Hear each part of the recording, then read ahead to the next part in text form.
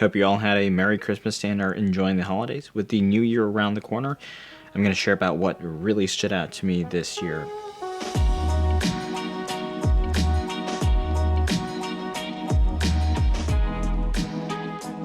Welcome to Machines and More. Happy New Year to our friends in Asia and Australia and New Zealand that have already rung in the new year, and well, to the rest of you, Happy New Year as well. Looking back at 2021, there has never been a worse year to build gaming PCs in terms of product availability, namely GPUs. I mean, who would have thought that the situation would become worse than in late 2020? But, at the same time, when you consider the caliber of the products in the PC component landscape, you could also argue that it's not a terrible time in that perspective. So certainly I hope availability gets a bit better if you're still looking to do a build soon, and hopefully that chip shortage gets a little bit better. A few goodies were standouts this year, and I wanted to just revisit those real quick to close out a year of reviews, and we'll also talk a bit about what's ahead. In the first half of the year, we saw the release of two fans, the Arctic P12 Slims and also the P12 ARGB. Big thanks to Arctic for letting us check these out earlier in the year, and in terms of value-oriented products, these were a standout for me. And yeah, these Slims, especially since they provide a high-performance option in what isn't a very popular space, right? The Sept Meshlicious also hit the shelves, which for me, this is the new case of the year. We did quite a few videos on this one. It's a really unique layout. So it's quite a stunning looker, very high-performing 14.7-liter SFF tower, and I loved it. But something new is coming up very soon, so personally I would hold off if you're considering getting one. Things were quiet on the AMD front for CPUs. I mean, I guess this year you could have actually gotten Ryzen 5000 off of the shelf easily, but Intel managed to make more noise in that space, both good and bad, with both their Rocket Lake and Alder Lake launches. And yeah, outside of the 11400, Rocket Lake was ouch. But Alder Lake, what an impressive launch. And if you look right now, the 12600K is coming in at under $300 US at some retailers, so that's mighty attractive. The only caveat for me being, what board are you going to pair it with? The good news is B660 is coming up soon, and with CES 2022 right around the corner, that's something to look forward to, and most of those boards should be spec'd for DDR4 RAM. I think those boards plus the 12600K KF or the upcoming 12400, that's going to be the gaming combo to beat in 2022. And at the same time, I am really looking forward to AMD's 3D V-Cache refresh. My favorite GPU launch this year didn't have a TI in its name. I really like AMD's 6600 XT. It's kind of an odd pick, but in a year of otherwise disappointing availability, it was something you could reasonably pick up with very, very good board power efficiency and thermals, and that is actually pretty refreshing to see.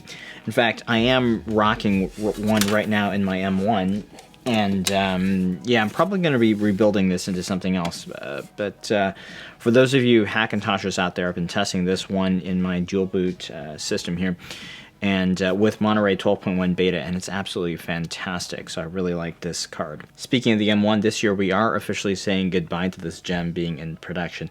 I guess we're calling it the Classic now, right? Because it's a pioneer SFF case, a landmark that really inspired a whole bunch of other designs, such as our favorite NR200. And I know most of you are like, you can take this from my cold, dead hands, but I assure you, more good stuff is up ahead, and stay tuned for that. The Fantax T30 was a big deal, 30 millimeters to be exact. It's a really interesting product in the high-performance fan arena, which doesn't really see too much competition, and I do look forward to seeing what other products will come from Fantax in that design. We also finally got the black NFA 12x25, and thanks to Knoxville for tirelessly testing and refining this design to ensure that it retains the same performance characteristics, and that and the U12A Chromax were two standout launches for me this year as well. On the gaming front, after that disappointing launch of Battlefield 2042, my favorite new game this year was Age of Empires 4, and I've been having a lot of fun with that title. There's been a lot of game mechanics that have been improved, in addition to retaining those things that made AoE 2 so fun. So I think it's really a deserving sequel to the true sequel to AoE 2, and I've been absolutely enjoying this title. But if I had to choose a singular favorite from this year's new items, it would be the EK FLT80. I just love the form factor of this pump res as it applies to SFF, and at the same time just how cool it looks.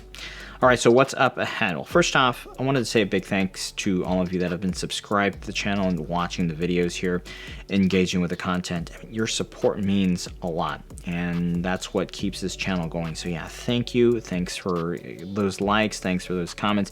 And I look forward to sharing all of the great stuff that's up ahead. I'm going to focus on SFF content mainly, and there's a slew of really cool cases up ahead, so I'm going to be devoting a lot of time to testing and reviewing those, which it's totally easy to get distracted since there are quite a few cool mATX and ATX cases that I've wanted to check out. But we're going to be sticking to 17 by 17 and sub 20 liters for the time being. I'm also going to keep looking at new coolers and fans in conjunction with those cases, new mini-itx motherboards and such as well. One thing I'm planning on doing is at least from time to time talk about the creative and technical process in terms of the studio setup and the equipment that I use here for the filming, and in case any of you are curious about that. I've also got a few custom loop builds coming up that I'm looking forward to doing, including this rebuild of my personal system here. And yeah, stay tuned. Let's build together in 2022. I'm curious what some of your favorites from this year were. Feel free to share down below. And all right, go enjoy your new year. Catch some sweet FPS. Happy New Year, everyone. Thanks for keeping it real, and I'll see you next year.